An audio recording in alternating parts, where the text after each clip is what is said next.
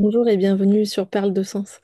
Alors aujourd'hui, j'aimerais parler d'une expression que j'emploie très souvent dans les consultations ou dans les stages, une invitation à être un bambou creux.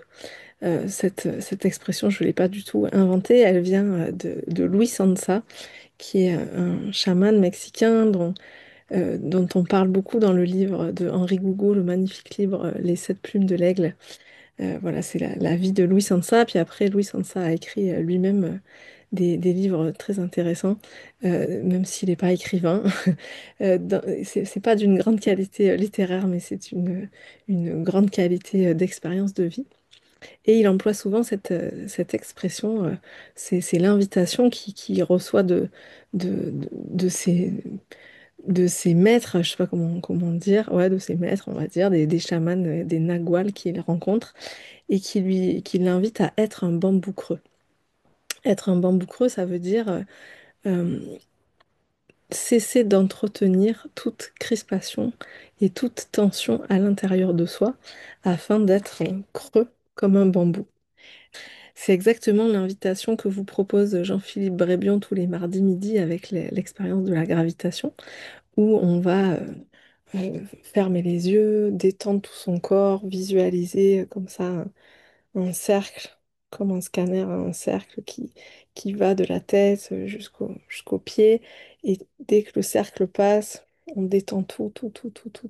On enlève toutes les tensions. Et puis pendant plusieurs minutes, comme ça, on va entretenir un état de présence dans lequel on peut repérer les tensions et, euh, et cesser de les entretenir.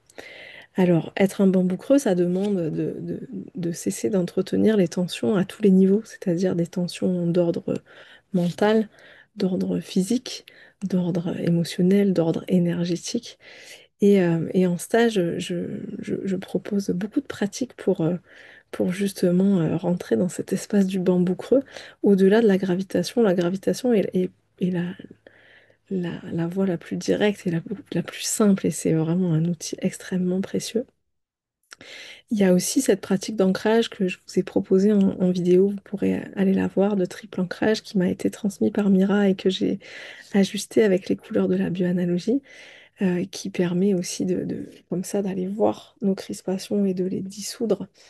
Euh, Il y a, il y a une méditation active d'Osho que j'aime beaucoup pratiquer et qui est très intéressante, qui s'appelle le shaking. Alors chez Osho, elle s'appelle la Kundalini Meditation et elle est en plusieurs temps, et dont un temps de shaking, c'est-à-dire qu'on va se secouer sur une musique, on va tout secouer, tout secouer pendant longtemps.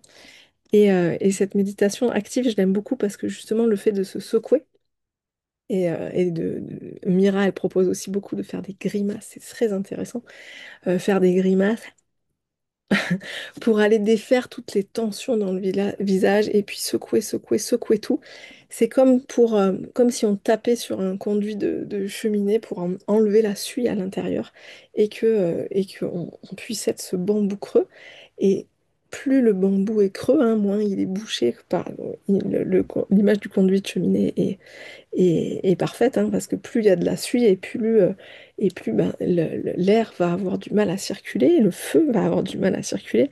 Et dans notre corps, c'est pareil, hein, plus on a des tensions, des crispations, donc des bouchons de suie comme ça, des choses qui sont crispées, tendues, bouchées, et moins notre énergie vitale, moins le souffle de vie et la puissance de la vie va pouvoir circuler librement.